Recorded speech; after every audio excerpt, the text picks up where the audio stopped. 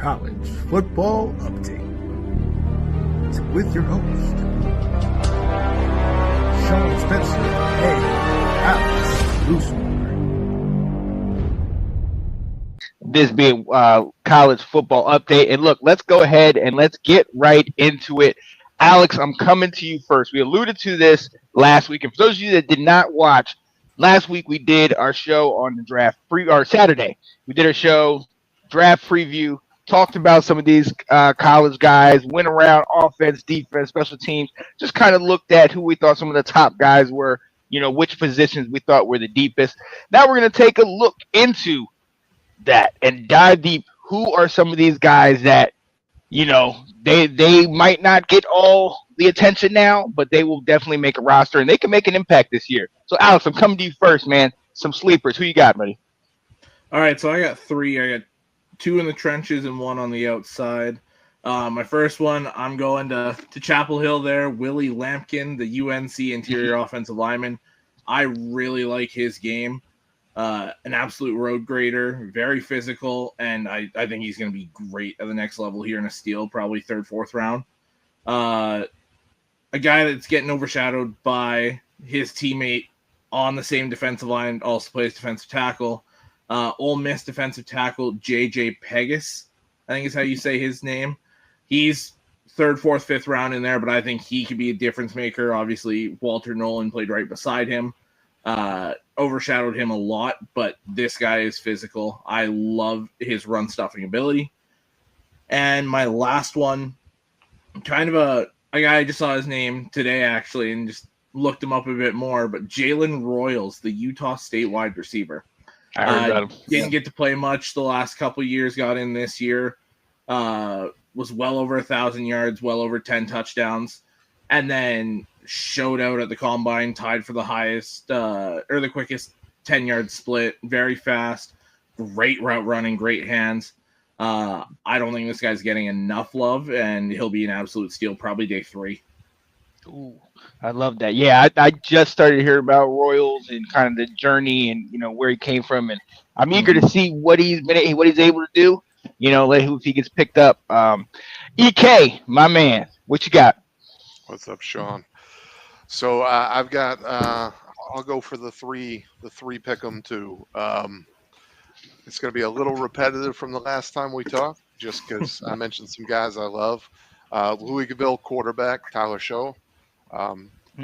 Never know if I pronounce it right. Absolutely love every time I got to watch him play. Big arm, big kid. The thing I love about him most, he reminds me, he's got a little of the Phillip Rivers, Matthew Stafford, throwing from all different arm angles. Just a really, really, really impressive kid. And being under the tutelage of Brom doesn't hurt either. Also a big fan of Scourton out of Texas A&M. I think I mentioned I had nightmares about him for about 8 months as we prepared for Texas A&M. Isn't coming with the same hype he did into the draft this year as it was anticipated that he might. I think he's going to be a steal. He can rush the passer. He's really good at stopping the run, and he's actually not too shabby in coverage either.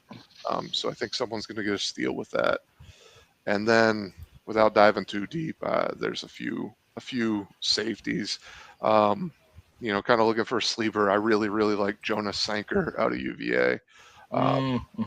When you can be impactful on that terrible of a team and defense as he was. He really cleaned it up. He hits hard. Coverage skills are a bit better than I think he's given credit for. So those are a few of my favorites coming into this one. Oh, I love that. Will Kramer, my friend, what you think, man? Who you looking at?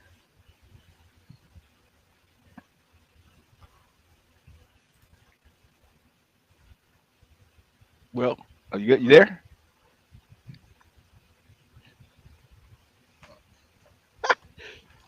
Maybe you can't hear me. All right. You go, okay. Yes, I'll go. Somebody that I was thinking about last time, and I can't believe I did not mention it. I actually talked to Eric about it the day before. We were talking about some things. Seth Hennigan out of Memphis, 4-year starter, incredible poise in and out of the pocket, great patience in finding a second and third receiver. Accuracy is a little at question. So I don't know how he's going to get if he gets drafted. It's going to be later, if that at all. So it's going to be interesting to see where he lands. But the guy is a natural winner. The guy like broke all the conference records and a lot of the school records over at Memphis. I mean, the guy is poised, tough. One of the guys that I think, in this obviously quarterback draft, it's only top heavy, those two guys, and then it's a drop off in everybody's opinion. I think this is a guy that if he's able to get on a team in the right situation, could have great success and could be a solid leader on a team. And then next, obviously, I got to go with my position, running back. And if you watch college football, you don't think this guy would be a steal or would be a sleeper, but kind of where he went to school and the fact that the team didn't really do great is kind of bringing him down. Alex, you and I have mentioned him a lot. Devin Neal out of Kansas. The guy is explosive. The guy's electric. 3 straight 1,000-yard seasons. His last 2, he had back-to-back 1,200-yard and 16 touchdown seasons. We've all seen how Kansas has come up this last couple years, but just can't seem to get over that hump. And I think this is a case where the inability for Kansas to consistently win hurts his process. He didn't get all the eyes on him. And, for any of you that anybody that's watched him, you know just how electric, how explosive this guy is. So any team that gets him, I'm hoping Washington's paying attention, because any team that gets him, he is definitely an X factor on a team. And then I don't know if Will, if this is one of your guys, but I got to go to College Park on this one. Number 10, Ty Felton. The guy showed up this year, almost 100 catches, like 96 catches, 1,100 yards, 9 touchdowns. When I look at him, the first thought I have, looking at his build and just obviously 10 and everything, is Tyreek Hill.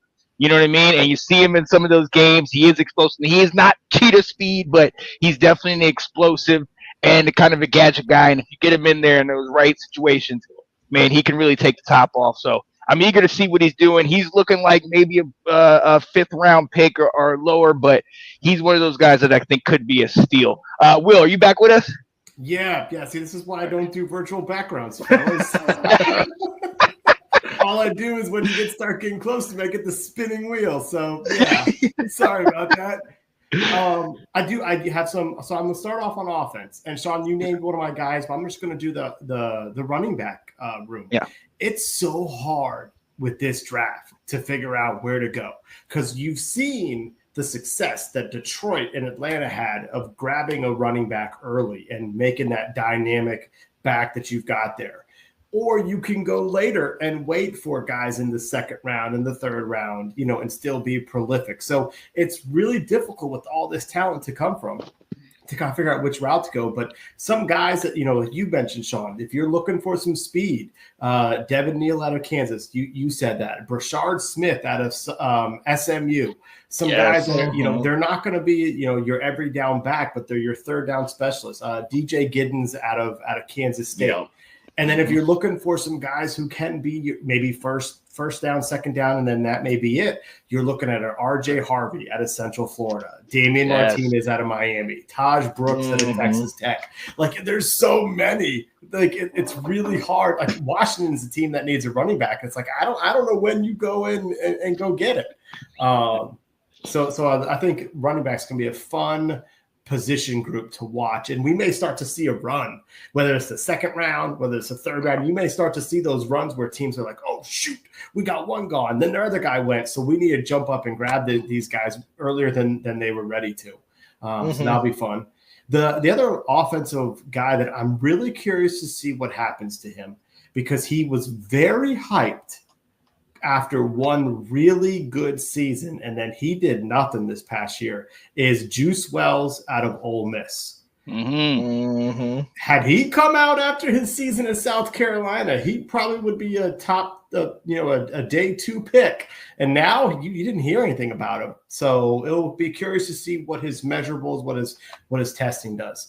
On defense, I'm doing what Alex likes, the interior guys. I'm looking at a guy out of Indiana named CJ West.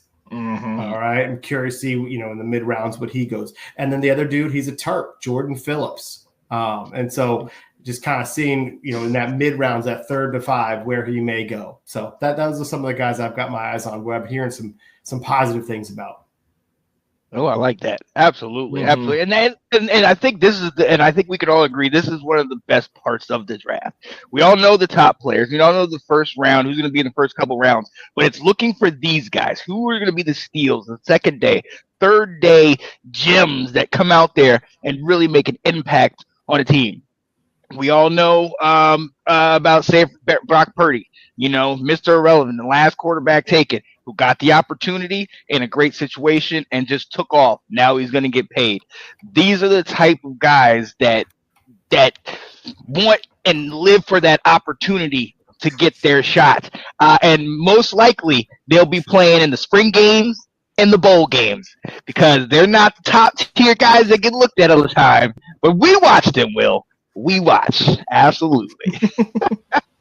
Oh, man. What is going on, Anthony? Saying E-Money in the building. And Alex is on the screen. Absolutely. Actually, we are live. So, hey, and look, let us know, guys, some of your sleepers, some of the people that you think could come out and, if they get in the right situation, on the right team, could really, truly make an impact. We're just scratching the surface of this conversation.